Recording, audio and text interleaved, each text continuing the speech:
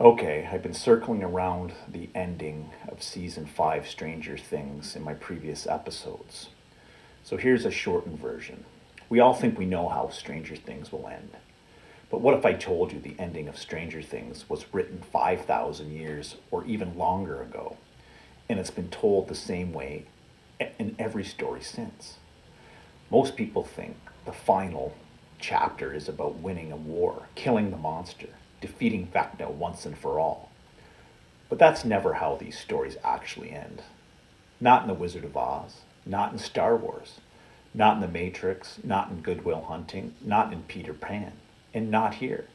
Because the real ending isn't about destruction, it's about remembering. Dorothy didn't defeat Oz by overpowering him. She walked a road made of memory. Follow the yellow brick road. Every character she met was missing something they already had. The journey didn't give it to them, it just revealed it to them. Neo didn't win by fighting harder. He won the moment he stopped running from who he really was. The bullets didn't stop him at all.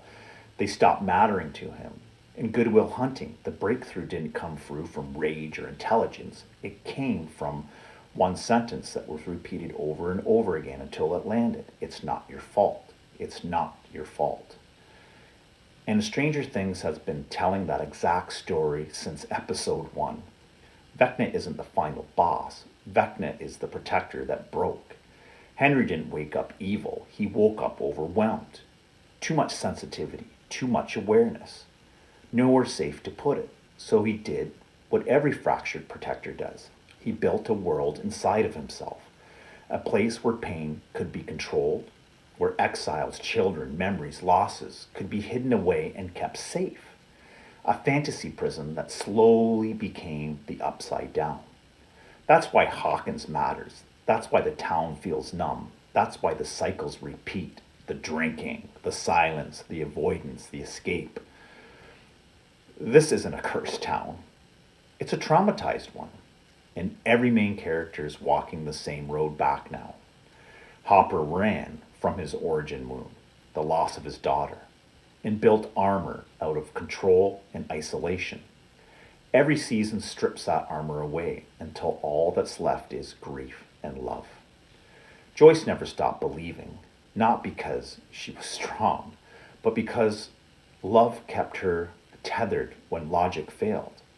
11 didn't gain power by becoming harder. She gained it by staying connected to memory, to music, to the people.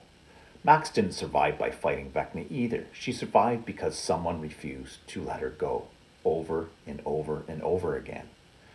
And Will has always been the key because Will never fully left the inner world. He felt everything. He carried the signal.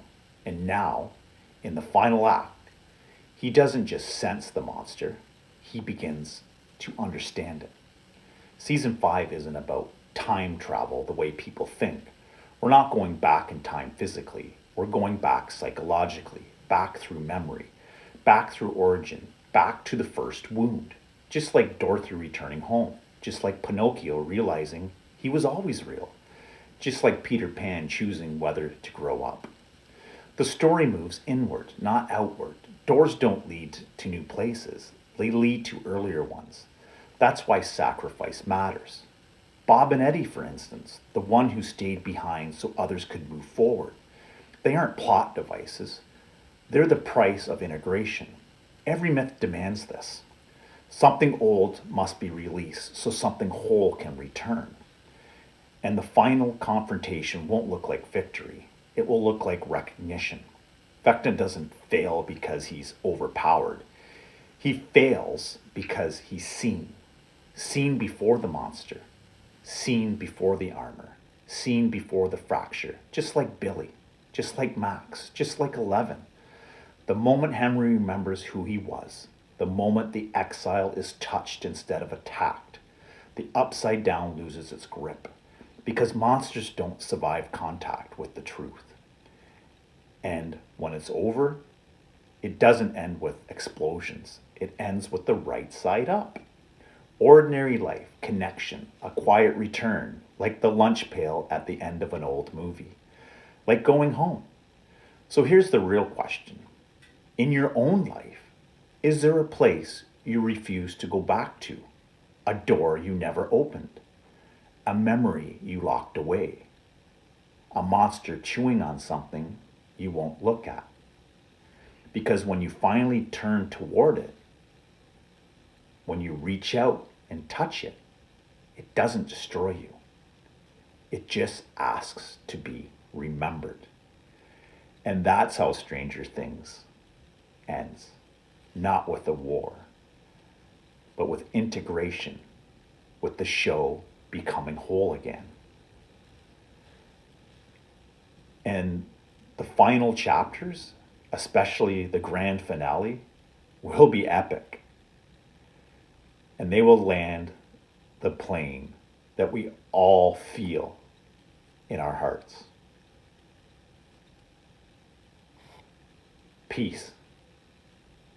And hopefully this episode finally lands.